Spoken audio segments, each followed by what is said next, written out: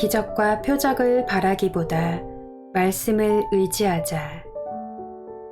신명기 13장 1절로 11절까지의 말씀.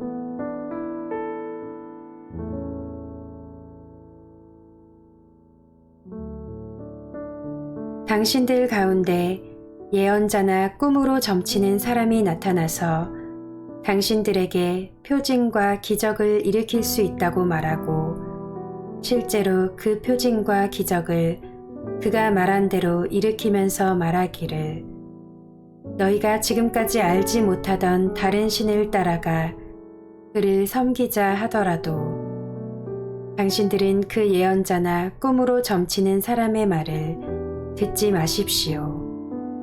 이것은 주 당신들의 하나님이 당신들이 정말 마음을 다하고 정성을 다하여 주 당신들의 하나님을 사랑하는지를 알고자 하셔서 당신들을 시험해 보시는 것입니다.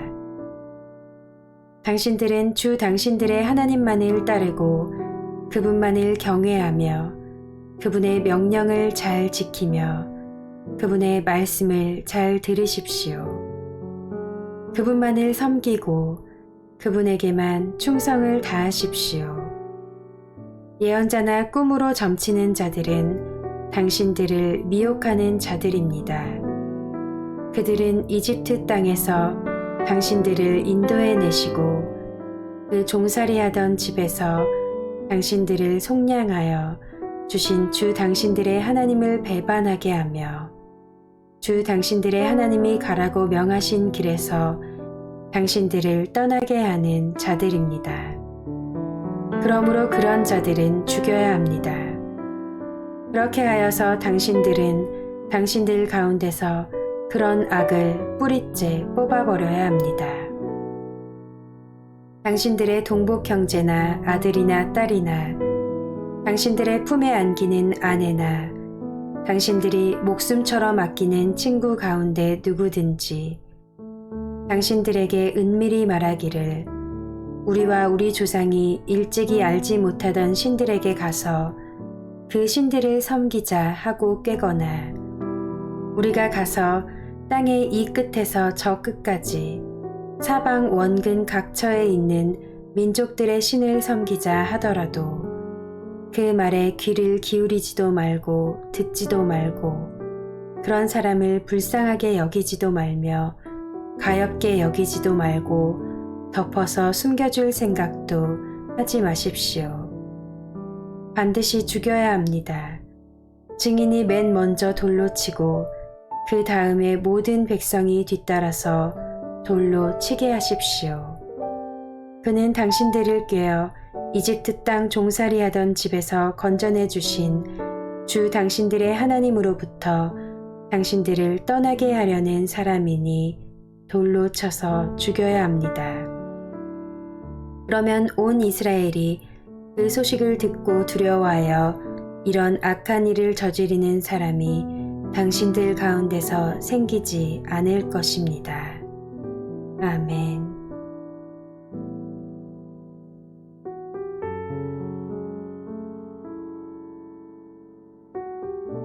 예수님은 많은 이적과 표적을 보여주셨습니다. 그리고 이보다 더 큰 것도 할 것이라고 말씀해 주셨습니다. 하지만 우리가 알아야 하는 것은 이적과 표적은 예수님을 전하기 위한 수단이지 그것이 목적이 되어서는 안 된다는 것입니다. 이적과 표적만을 추구하는 신앙은 바람직한 신앙이 아니며 자칫 위험한 것이 될 수 있다는 것을 잊으면 안 됩니다.